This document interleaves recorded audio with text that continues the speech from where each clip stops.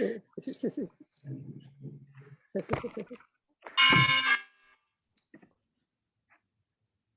right. Well, we're going to be jumping on Facebook in a few minutes. We're already live. And so I just want to thank you, ladies, for being here with me.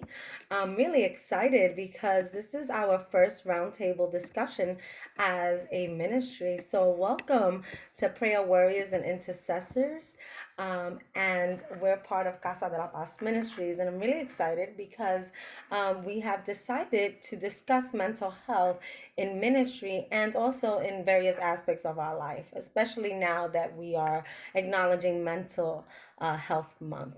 And so I want to start with, first of all, saying thank you. Um, these beautiful ladies are involved in the ministry in one capacity of, or the other. The beauty about this ministry is that there are, people are contributing to this ministry even though they belong to other churches. And so I'm really grateful for that. So thank you for your continual support. And we have been praying collectively for 420 days. 420 days. We get up in the mornings and we pray together. And so we've become a community that support others in whatever it is that they're going through, especially now through COVID. Um, and the nuance of COVID. It's a space where people can come, be with one another. We cry together, we laugh together, we joke together. We do have one of our sisters who lives in North Carolina who has traveled all the way to meet us here in New York. The beauty of it is that we're not just in New York. Our members are from New York, New Jersey, North Carolina, Florida, Texas, Iowa, and Washington, D.C. And so more to come, more to come. So I want to introduce you to these beautiful ladies, and I'm going to start with Myrla. Myrla is a senior social worker with an education coordinator at Mount Sinai Employee Assistance Program. She develops, operates, and manages EA. I assume that's Employee Assistance Program, and she also supervises the internship program, the MSW internship program. She composes and conducts human resource seminars, for example, workplace and sexual harassment and cultural competency. She supports administrative and managerial clients in the evaluation of employee performance, utilizes cognitive, behavioral, and psychodynamic therapeutic modalities for individuals, couples, and families in crisis in a competitive, fast-paced, multicultural, ethnic, structured hierarchy spanning 8 campuses throughout New York City and Nassau County. She provides clinical services to working adult clients in mental health and substance use work related situations. She collaborates with interdisciplinary professionals in the creation, execution of treatment plans, assists social work and Masters of Health students in integrating instruction with a practicum of employee assistance program. I have to say that I think just reading your bio, I wonder how stressful this environment can be, right, in the onset, but I'm sure that you have developed some coping mechanisms in order to do everything that you do. So I want to say thank you, first of all, for doing such a important job. Thank you. Thank you for thanking me. I am going to continue by introducing Zulay Martinez. Zulay is the assistant principal of Schuylerville Preparatory High School here in the Bronx. I say here in the Bronx as I'm from the Bronx, okay? She was born and raised in New York City. She holds a bachelor's degree in English literature from Hunter College, a master's degree of English education from Lehman College, with a bilingual extension in Spanish and a master's degree in administration from Hunter College. She is the daughter of Dominican immigrants and holds a deep passion for giving back to her community. She has been an educator in the city of New York since 2005. Thank you so much for the work that you do. I know that working for the Department of Education is not easy with the different bureaucratic systems, and especially now with the onset of COVID, right? One day we're in the classroom, another day we're not. Another day we're in Zoom, another day we're not. So I know that that in itself is stressful, and so I just want to thank you for the work that you do. Next, I want to introduce Reverend Dr. Paula. Reverend Dr. Paula believes that Christ is the center of all she does, and through him she strives for excellence. She values the opportunity to never stop learning and growing, never take anything for granted, and always believes in being kind to others. She has worked as a banker for 25 years and worked also as a manager for young adults with challenges. She is certified in leadership as a coach and trainer. She has volunteered at Hillside Food Pantry through the Young Lives Matter organization, where she was able to counsel adolescents and young adults. She holds a master's degree in psychology and a doctorate in Christian counseling from Mount Olive Bible Institute and Seminary. Thank you so much. I mean, we have a different array of services delivered within this group. Our children are really key. They need the support that we can give them. So thank you for what you do. And then we have Deacon Ingrid. Deacon Ingrid is known to us as Deacon Mama, Professor, Doctor. She has it all. She has all the titles because we're so grateful for the wisdom that she brings each and every time that we're together. And so I want to share a little bit about this wonderful woman. She has a degree in communication disorders. She became a widow after 27 years of being married with her husband. She retired from the United States Postal Service after 33 years as a review clerk. She currently volunteers at Barringer High School in the food and clothing pantry. She became interested in helping the less fortunate during the 1980s. Wow. Some of our listeners were probably not even born yet, and began volunteering in the schools, reading to the blind and driving the elderly.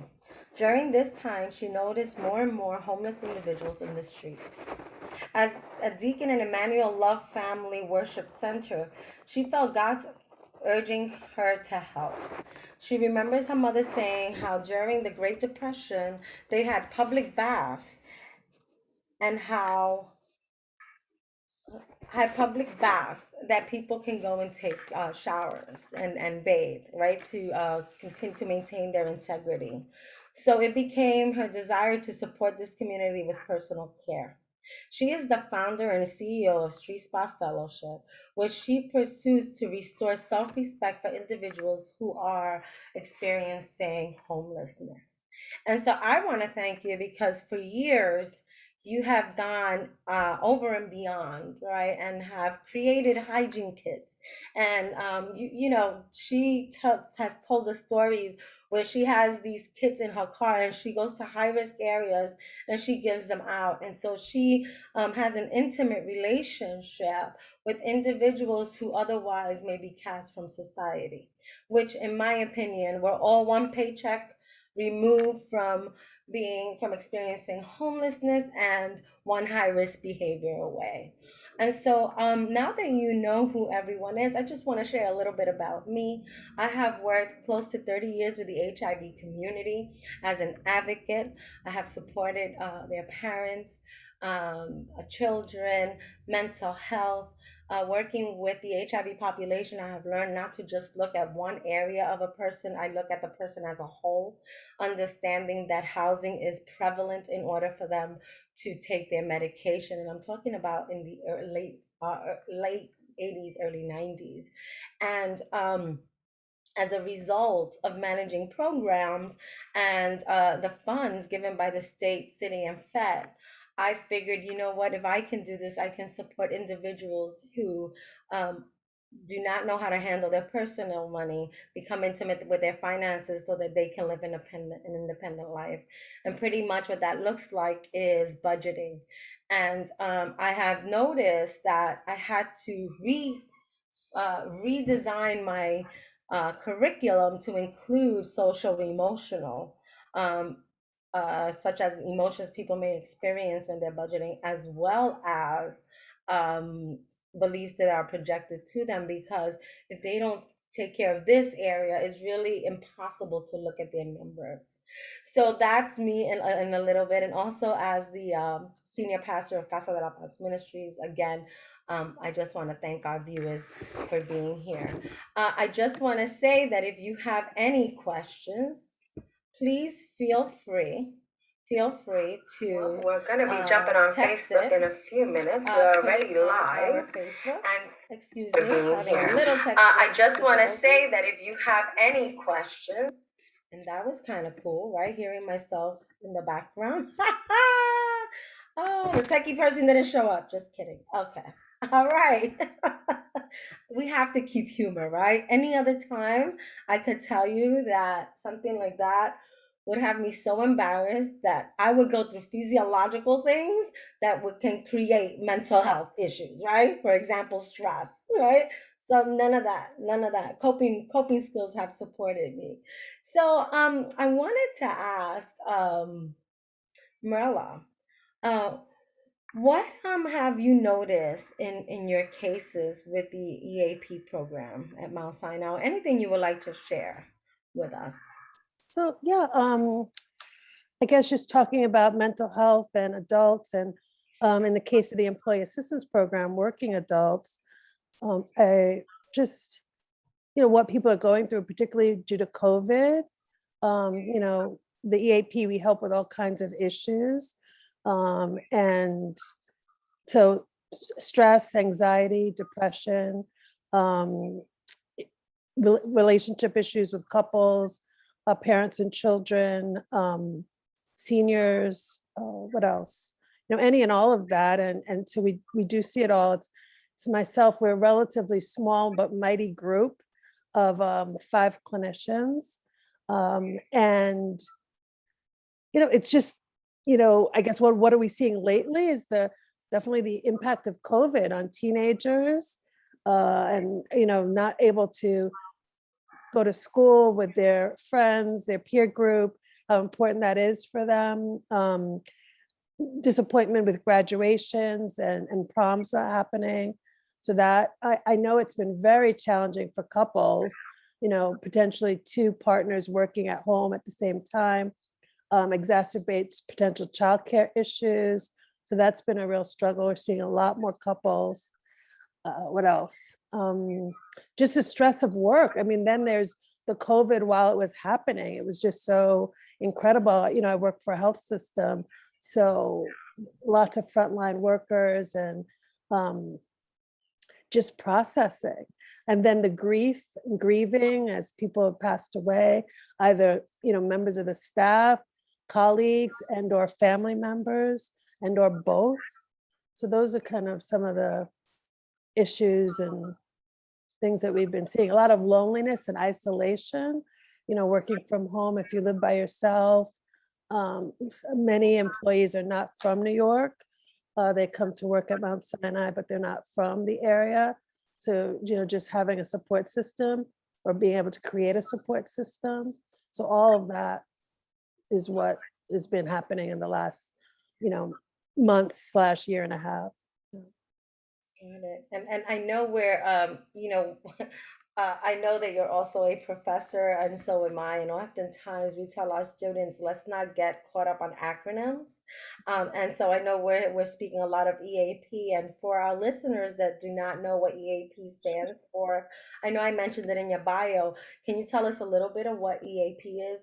Sure. So Employee Assistance Program is what the EAP stands for. And many organizations have it. There's what we call in-house, which is what we are. So I'm a Mount Sinai employee and I work at the EAP. And then sometimes there are external EAPs, which means that the company hires, and it's kind of mass produced. So what we do is we offer confidential counseling. It's free for employees and their families. It's short term. So that's like 1 to 3 or 1 to 8 sessions, which can look like what we call one and done, or 3 sessions, 3 weeks, 8 sessions, 8 weeks. They're usually 45 minutes to an hour. So it's it's pretty complex. Like a lot of people think we're social workers. A lot of people think it's like therapy at work, and it is, but it's not. It's a little more complex than that regarding, the politics of a place, the culture of the hospital, of the health system, just helping people navigate disciplinary action. There's a couple of unions that are involved. So just helping and supporting. So that's what the AP is.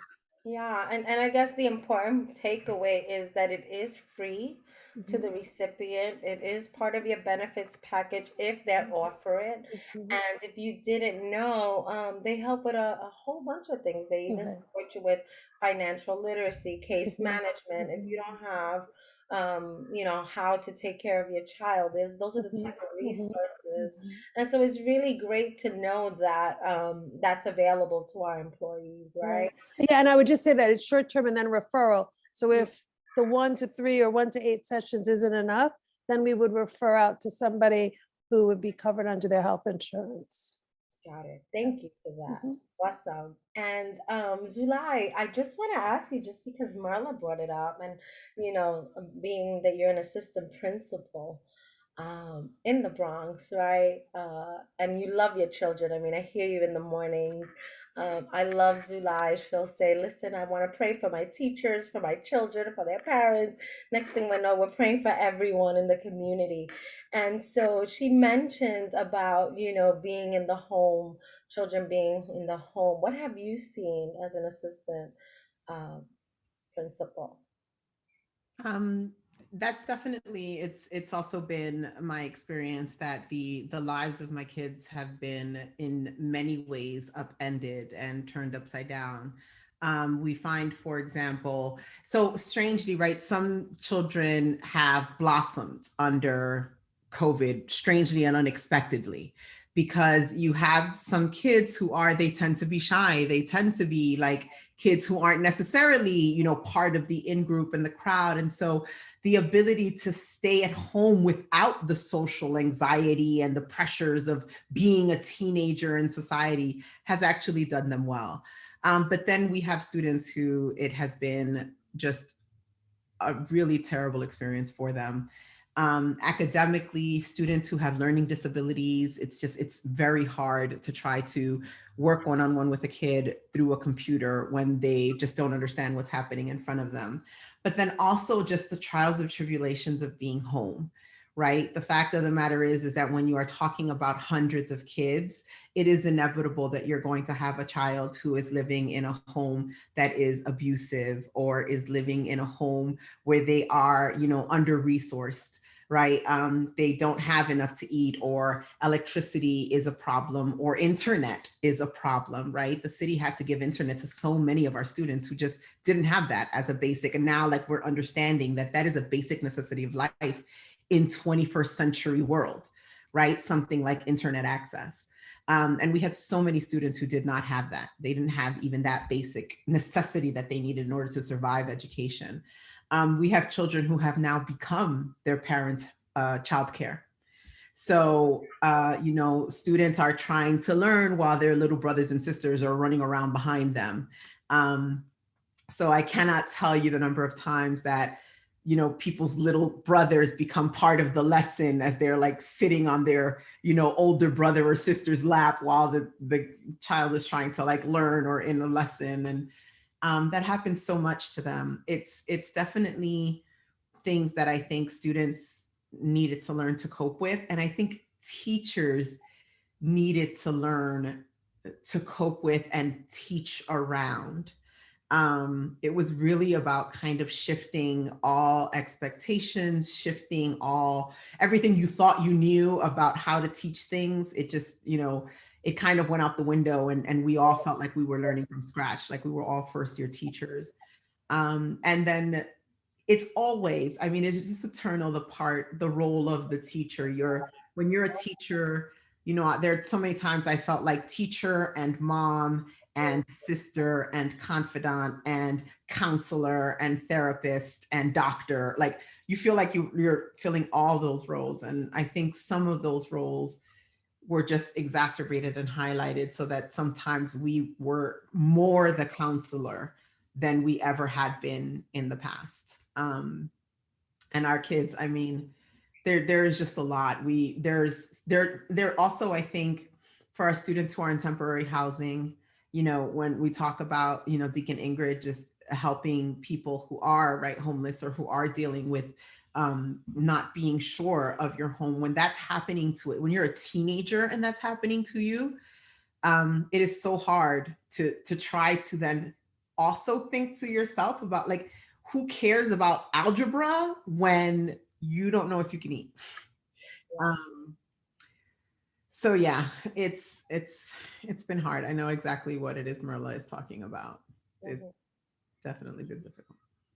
You and I had a brief discussion about how, we would like to think that the principal and the assistant principal is the first line of defense when you're entering a school building. But the reality is that it's a security officer that's in the front desk, or, the hallway monitor, or the parent that's there volunteering, right? And so oftentimes, like Myrla, in a place of employment, people don't realize that there is support, right? Mental health support within the structure, and it's built in. Can you speak a little bit about what a parent can look for in a school, in the school community, specifically to DOE, which is where you work? Now, I just want to say she is not here speaking on behalf of DOE, so let me put that disclaimer out there. It's just that because she has the expertise, I am picking her brain for the purpose of educating our listeners.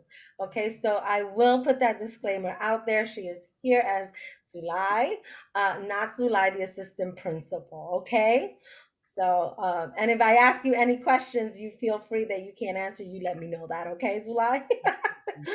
So yeah. Um, so most schools, I think, as time has gone by, education, the necessity for the whole child and catering to the whole child is much more evident in education than it was once upon a time. Certainly, much more than when I was a child or in high school. So most schools will have a school psychologist, a social worker, who are also part of the school, in addition to your counselors, right? Who are all part of that sort of, they form a network of people who are outside of the classroom who you might be able to go to when you're having anything related to your mental health, any kind of crisis or anything like that. Um, so most schools will have, at the very least, if not a school psychologist, then a school sociologist, and then usually in addition to things like counselors and guidance counselors, especially at the high school level, things like that. So those people are always available, and many students, for example, a student who has an IEP, who might have some kind of learning disability or emotional disability, some of those students, they actually have counseling as part of their educational service. And so those services will be given to them on by either the guidance counselor or the social worker or the psychologist, psychiatrist, depending on their level of a need. And additionally, if a parent, we have parents where, for example, and we have students who, for example, what the counselors or the social workers or school psychologists can provide is not enough, right? The child is in a bigger crisis or is going through more than they can handle. Because, in my school, for example, in my school alone, we have about 363 kids and only 2 guidance counselors. The building has over 2,000 kids and there's only 1 social worker amongst all, Wow. schools. And I think we only have 1, maybe 2 school psychologists.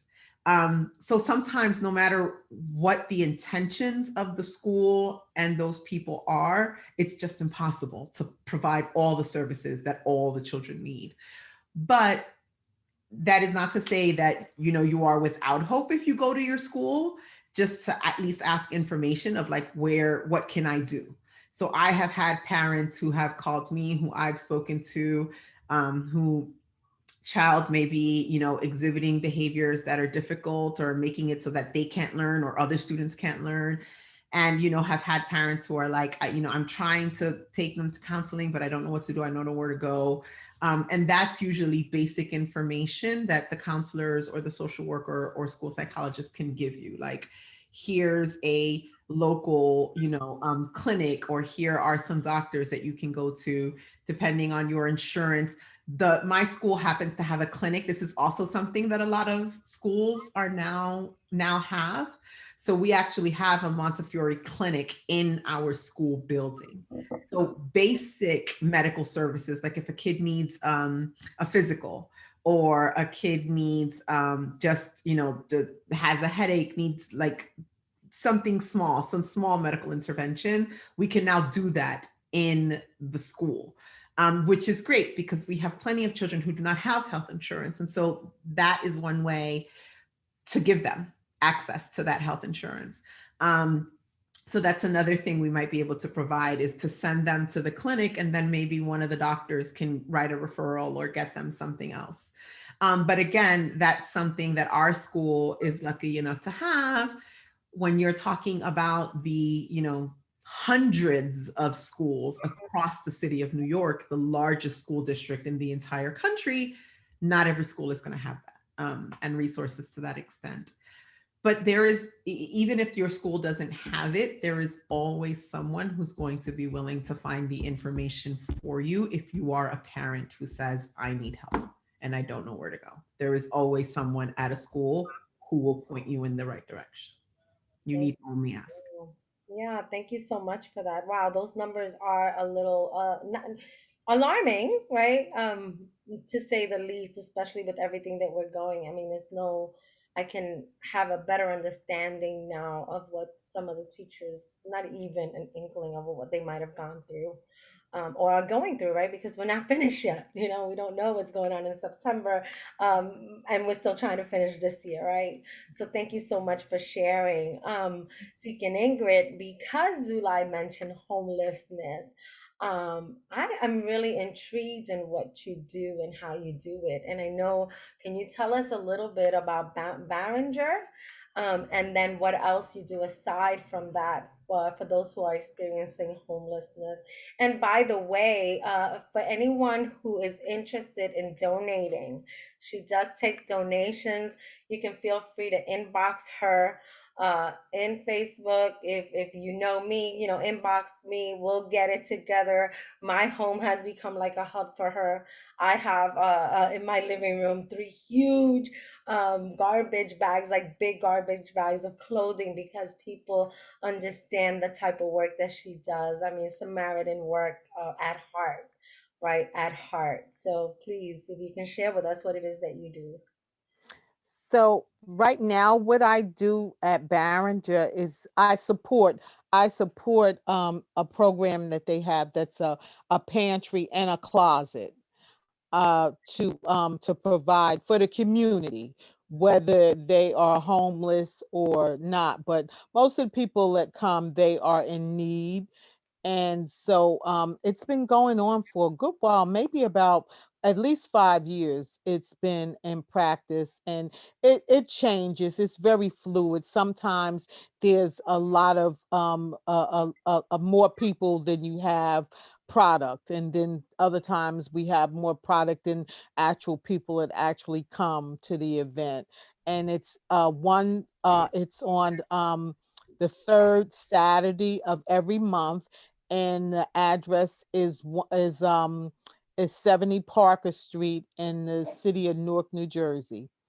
And Tammy Davis, she's a guidance counselor at the school, so she actually is the main person that runs the program. We get food from the food bank, and we give out whatever someone donates. If they donate toasters, then the toasters are there for them. That was one thing that started, and then in the midst of it, I started the um street spa fellowship, which was just something that I had been planning on doing for a long time. And I decided to LLC it, and I was doing it anyway, and now it's concrete actually. So I hand out bags. I hand out hygiene bags. I put socks in them. I put masks in them. Sometimes I put hand sanitizer, lotion, toothbrush, toothpaste, face cloth, just things that people on the street are gonna need. And I hand them out wherever I go, wherever I am. If someone is flags me down and wants money or wants something, I can hand them a bag. I've actually been giving the bags out at the school. I've been giving the bags to various other organizations. I've been last 2 months I've been volunteering at the old First Church in Newark on Broad Street, and so I've been giving out hygiene bags there, as well as supporting them with handing out their own hygiene bags. The and There's a soup kitchen that I actually support as well. The sailors in Jersey City, they run a soup kitchen on Sundays, and so I support them and give them bags as well. um the During this time with the COVID, it seemed like the cream rose to the top when it came to the to the homeless population, because they were underground and they were hidden. And then when there weren't and it wasn't anywhere for them to hide, they came to the surface. And it had always been my the way I looked at it is that the thing that makes us avoid them the most is how they look and maybe how they smell, which is, I mean, that's just human nature. We're going to avoid anyone that looks bad or smells bad. So I was just thinking that if you could kind of get that aspect away from the situation, then they could find some help, or you would be more inclined to give them help, or more inclined to have a conversation with them, as opposed to just cast them aside. And so what you find often is that that's exactly what happened, is that they're just throwaway. They're just people that you don't want to deal with it. You don't have any inclination to talk to them or have a conversation with them.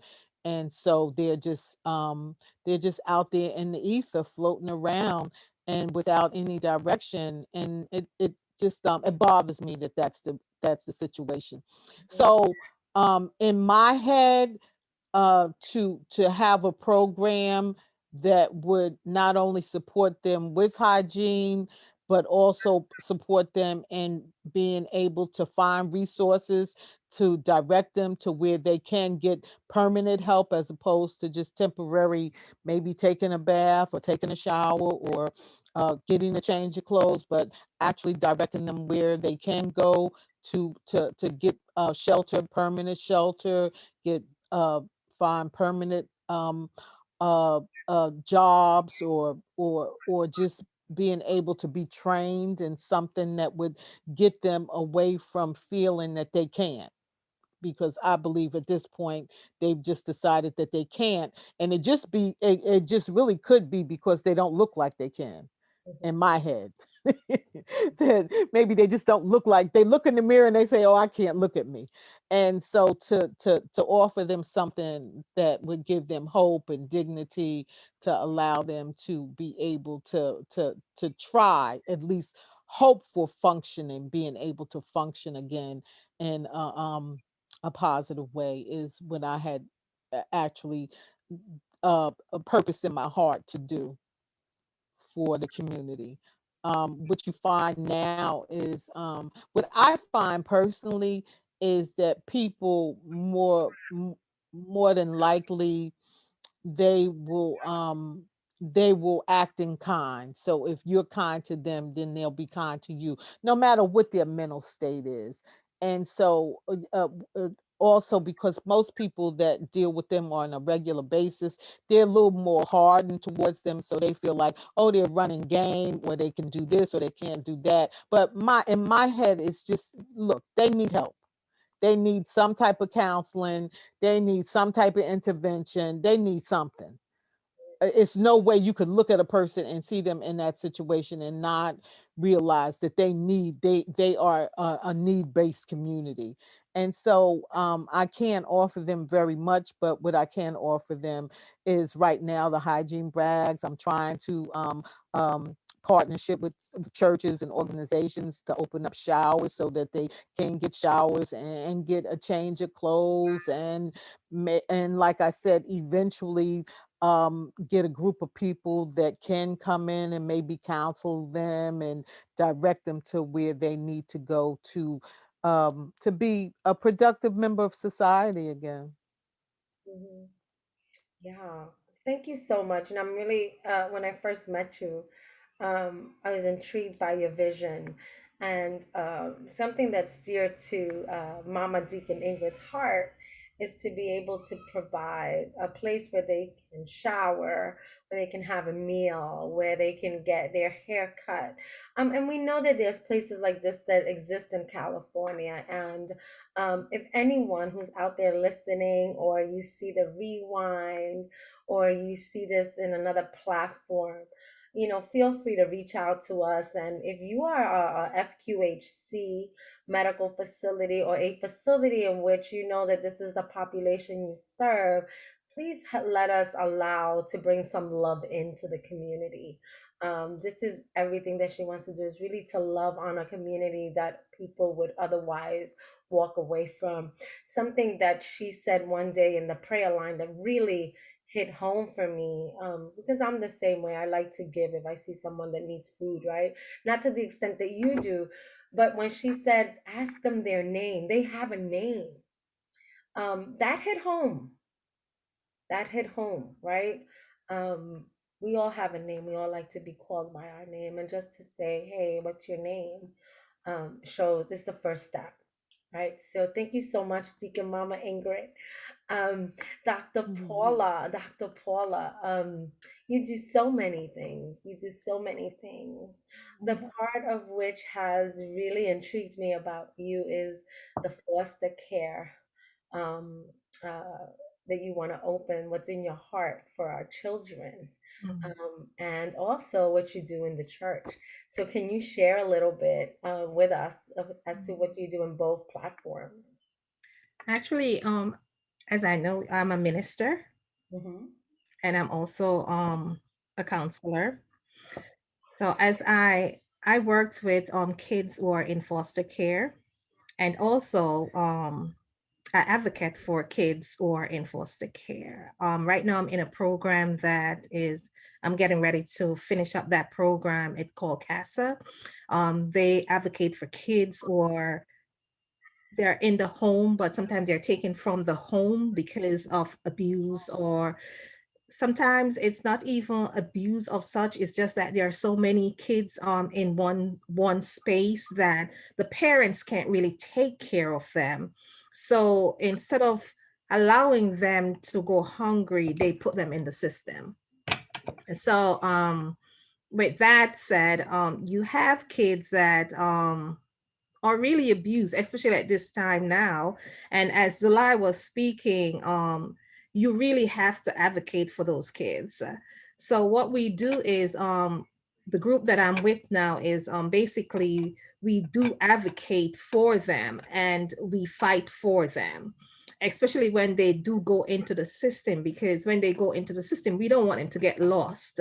So instead of writing letters, or we do a lot of FaceTime, and we do just to visit with the parents, just to, not really, we don't go and knock on door at this time, but we're getting ready to go back out in the community, just to go, just to show up unannounced, just to see where that child is, how the child is doing, what is being done for that child. Once the child, once you call in the advocates, once we are in the system with that child, then we start to work on according to what is going on. Because sometimes when you speak to a parents, they don't really tell you the truth. They'll say, oh, we're okay, but they're not really okay. So you have kids now who are being sexually abused by maybe the boyfriend, or maybe by the parent themselves. So what we're doing is trying to build a whole community around that child, to let that child know that you don't have to be ashamed. It's not your fault. Your parents or whoever is the parent in that situation is there to protect you, not the other way around, not to abuse you or to put you out there to score crack or whatever the situation is. And so it becomes burdensome at times because you want to do so much for these children, but you know that you have to stand in a place where you don't get too emotionally attached, but you do have to have some kind of compassion where these children are concerned. And in my church, I teach young people how to be good Christians. Not really that being good Christian, but being good leaders in the community because they're in school. My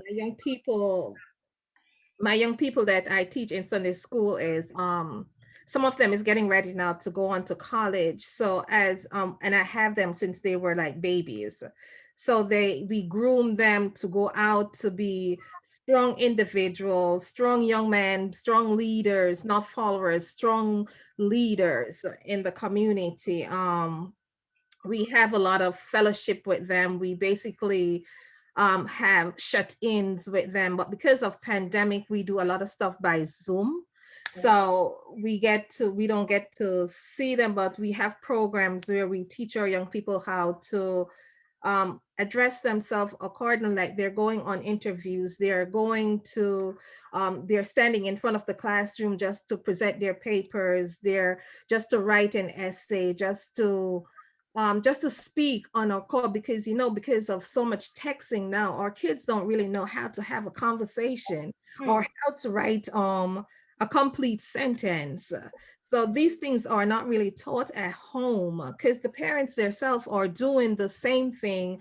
And so basically what we need to do is teach our kids how to be be more intelligent. Not that they don't know it, it's just that they're so busy with the one word here and the one word there. So, and they use the phrases. Sometimes I have to ask myself, what are these phrases for? What does the phrase mean? Or, and you as somebody who's coming from back then to now, you have to relearn a lot of things. Wow. And I love my young people. I do love my young, because you learn a lot of things from them. And even though sometimes, yeah, and even with my daughter here, sometimes I ask a lot of questions, and sometimes she have to repeat things continuously because I don't get it. Yeah. Times I really don't get it.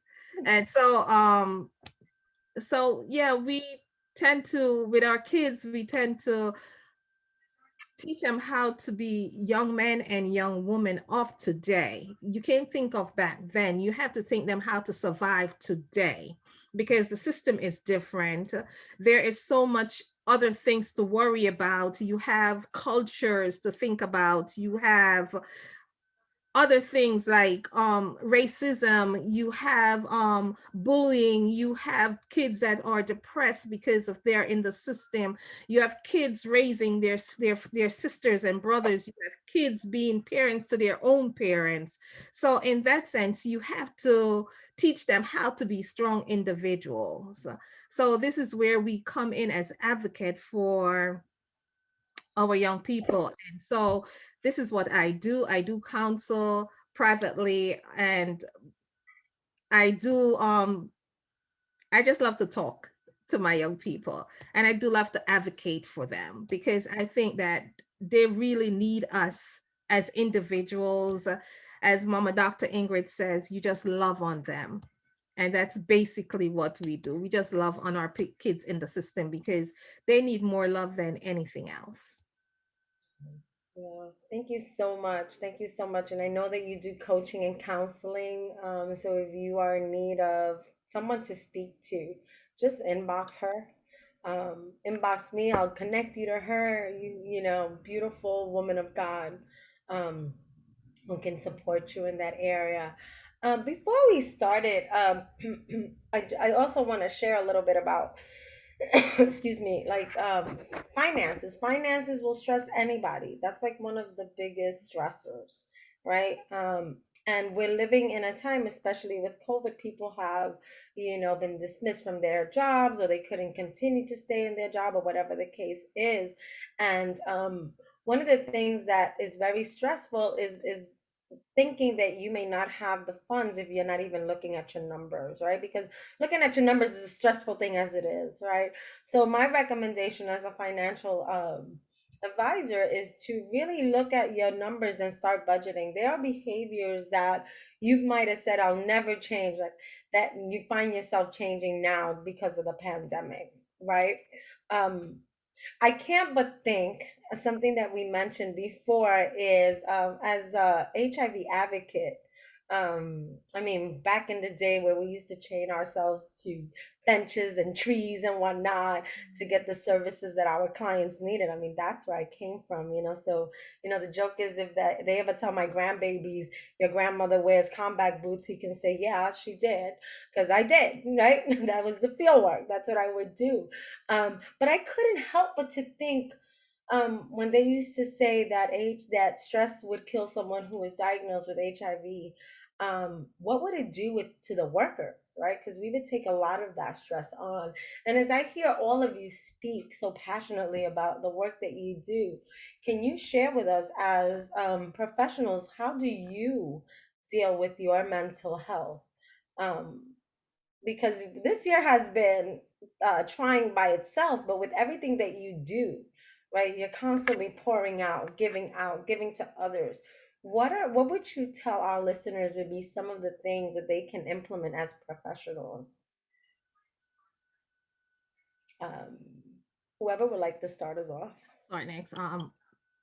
For me, when the pandemic first started, yes, not going to work, not be able to connect, it was kind of depressing. I'm not going to sugarcoat it. It's Mhm. not able to see, yes, people are out there and you still connect. When it first started, there wasn't any church services or anything. We do have prayer meeting because we had the line going before. And one of the things that really bothers me was, if I go outside, I might catch the virus. Um, Not that I was afraid of, not really afraid, um, but just wary of what to come next. What to come next. Is it in the atmosphere? How do I go about going on the bus? How do I get the train? Because yes, I was going back and forth to the city to do what I do, but then the virus hit. So now the train is not running at a certain time, time wise, because I don't want to drive into the city.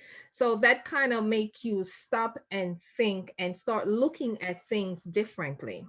You have to start thinking differently. You have to start doing things in a new way that you don't know how. And yes, when Dr. Jackie's prayer line come about, I was in getting ready to complete leadership. We were in our leadership program as mentor momentum.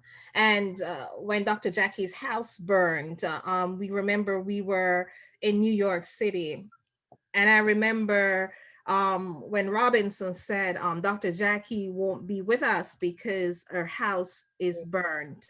But we already heard from the day, and we started to come together and form a group, and we stand where we were in Manhattan and just start praying, and people start gathering. And I'm just like, oh, connection. That's what we need, is connection. So we start looking, we start doing more prayer. I've always been a prayerful person. I've always studied my Bible, and I'll tell my daughter, let's pray together, let's worship together, or I'll have songs on just to fellowship. And but more so with the pandemic, it has taught me how to be more deeper with God, draw more closer, become more, know who he is for, how would I say, how be more connected to him. I was always connected to him, but I'm more deeper in him. And I can truly say that has bring me through this past year, even with being connected with the group, knowing you magnificent ladies, getting to know I met Zulay in LT. Even though I knew Dr. Jackie, I get to meet Myrla, I get to meet Dr. Mama Ingrid, the love of my life, my mother that never have me. So, you know, so it is just a blessing, the connections that we have. I can always pick up the phone and say Zulay X, Y, and Z. And I know she's there. And she'll, it's such a pleasure. It's a pleasure. You know, so you know, so it is just, it's just amazing to see the connection that we have, and we have grown strong.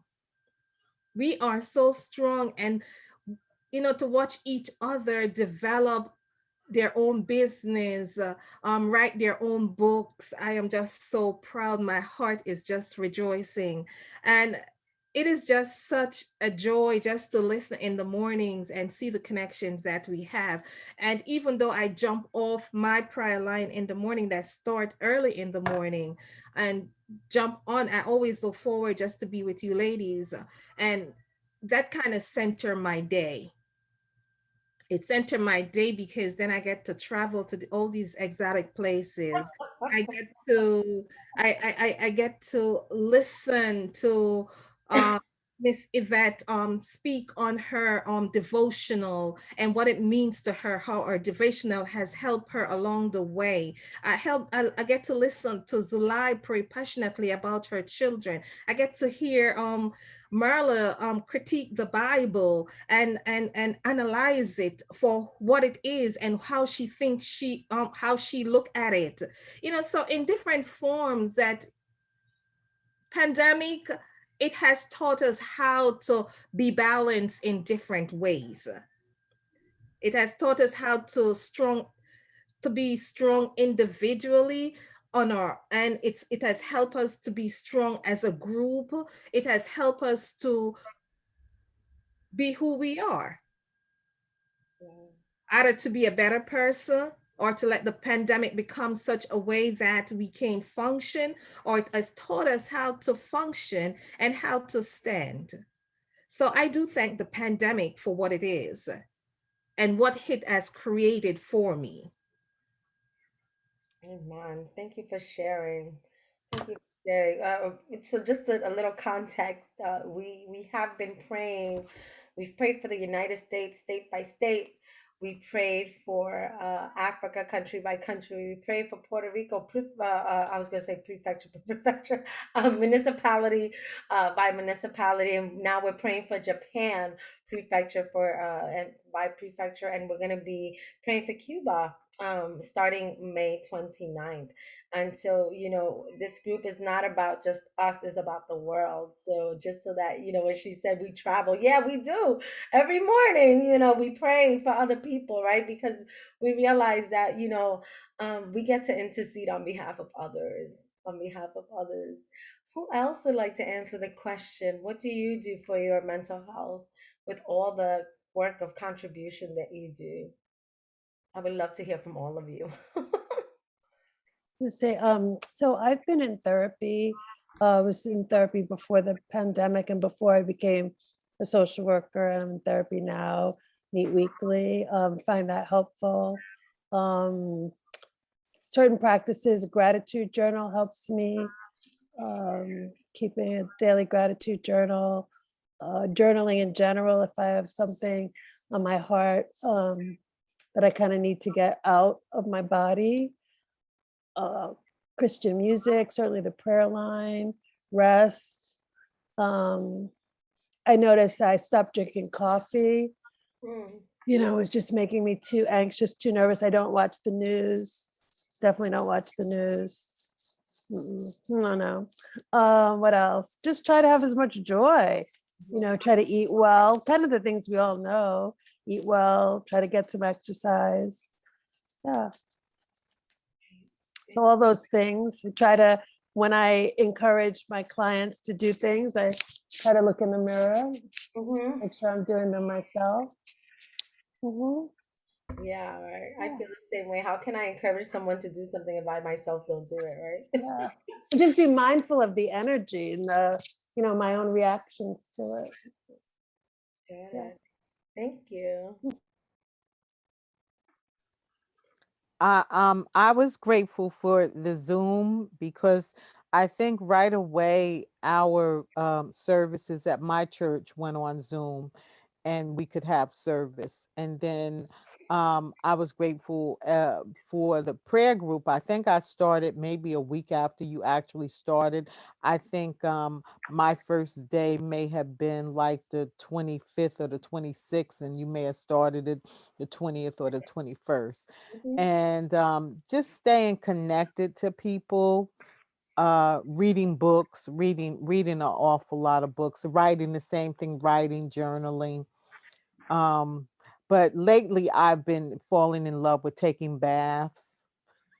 Yeah. Just getting in the water and just soaking in and putting salt and bubble bath and just the luxury of knowing that I can get in a hot tub of water. Lately, that's really been a good one.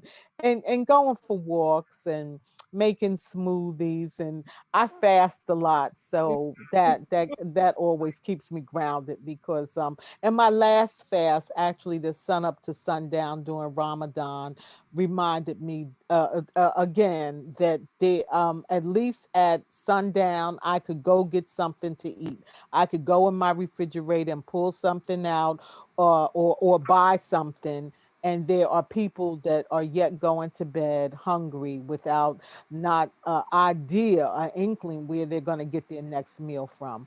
And so just being grateful, as Myrla said, being grateful for just the small things that I didn't get sick, and as many people as we did lose, just knowing that they were loved, knowing that the people that left us, they were loved because I loved them.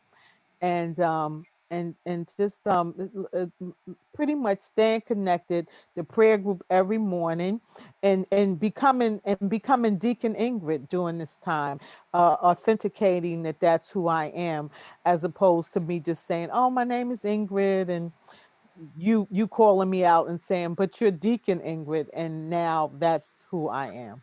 That's right. That's right. Praise God. Amen. Thank you. Amen. Mm. Thank you. Uh, Zulay? yeah, it was, the pandemic has been very hard for me. Mm. I mean, you guys know I got into a car accident while the pandemic. I also had COVID, and pneumonia, and I definitely was one of those people who, I gained weight during the pandemic, the way my doctor today assured me many people did. Mhm. um, so it was really hard because I find that, but so the other side of it is that I found parts of myself that I had lost, and parts of myself I didn't know existed. Um, so I didn't know just to what extent I am not only a creature of habit, but a creature of routine. How important my routines are for a sense of normalcy in my life. Um, you know, Getting up at a certain time, getting to work at a certain time, taking lunch at a certain time, doing this after work, and those were the kind of the staples of my life that made my life feel as if, that was normal. And so when other things happened, it's like I enjoyed them because they were purposely outside of my everyday sphere. But then things just became topsy-turvy, where like, you weren't going anywhere. Your day was like weird. It was like, sometimes I'd be online for a meeting, and then sometimes I'd, go 3 days without having to be on a Zoom because I didn't have any meetings or hopping into classrooms or whatever. But then I also found, like, I learned things about myself, and I refound my spirituality. That was not something that I had for many, many years as an extremely lapsed Catholic. Um, I stopped talking to God altogether. I stopped in many ways even believing. Um, I was a person of understanding and science. All my education had made me realize, how silly people we were to grow up and think of those things and, beings in the sky, blah, blah, blah. So it did help to find this piece of myself that I had as a child that when I was young brought me such peace. And so now finding that again as an adult has been amazing. And I also learned about myself that I never realized how goal oriented I am. And so, right before the pandemic is when I set the goal for myself to go back to school and, join a program. And even though I didn't get to start, unfortunately, because of everything that happened, I'll be starting that now in August. And, I learned to play this new intense game. And, some of my friendships were strengthened in ways that I never would have imagined, just the connection that I got to find again with friends. And I got to make new friends. I mean, Lord knows at this point, everyone knows Antonio and I are like shadows of one another. And so he was like, he became like my pandemic friend.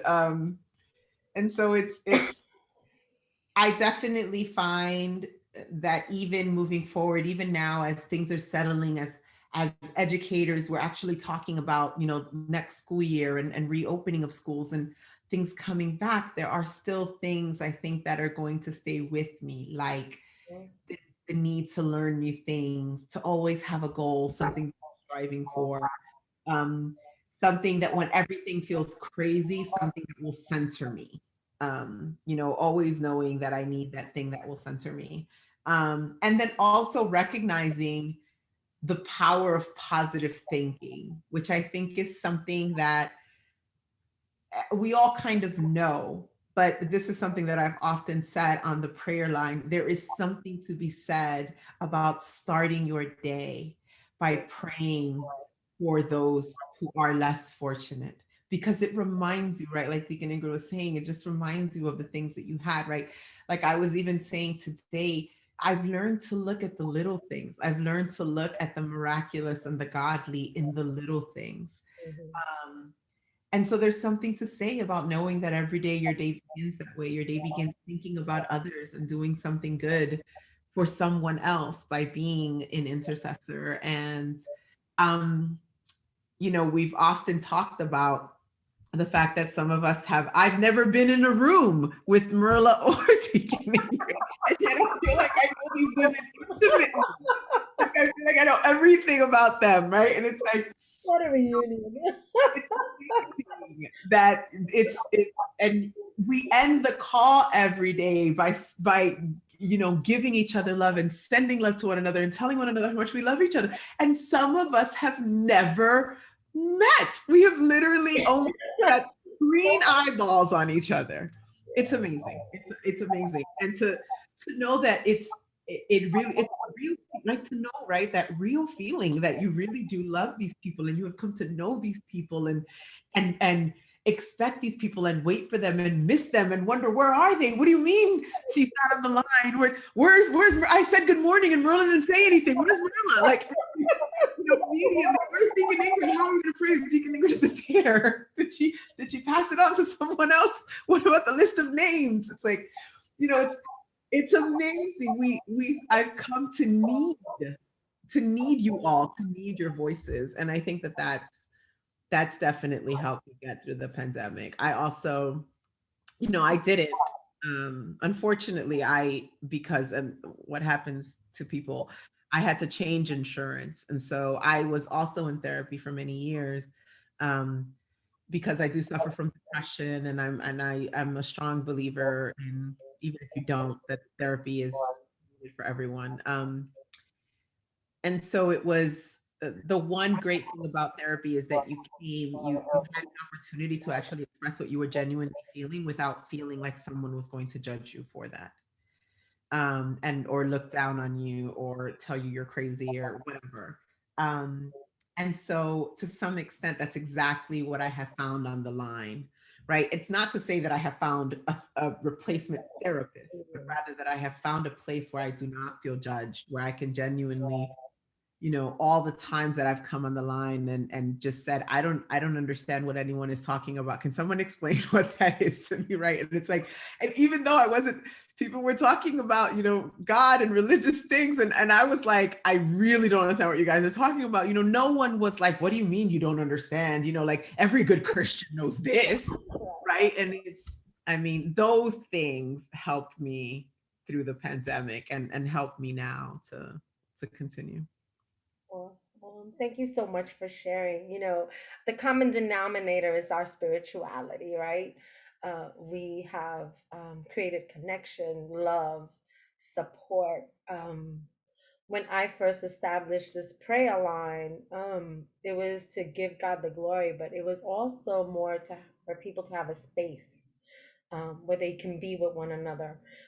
This is not the first prayer line I have started, but it's the longest prayer line that has been in existence. And so I'm a firm believer that we have been called to be prayer warriors and intercessors for such a time as this, because of the situation that we're in. Some people, we have people do send us prayer petitions, which you're welcome to send us as well.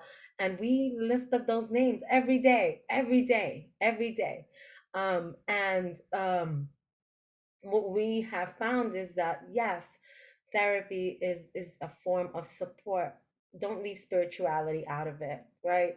You have a spiritual component of you as well that you get to feed. And as a result of the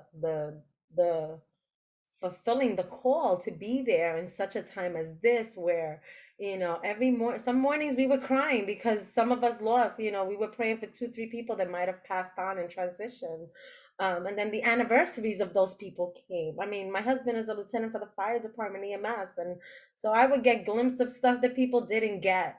And so for me to live in a state of people going out, but no, I can't go out or I can't be with people because I don't know what my husband is bringing home, right? It wasn't so much aside from me, but it was like, what if, right? Him and being in service brings something home. And then what if I do that to someone else? I couldn't live with myself.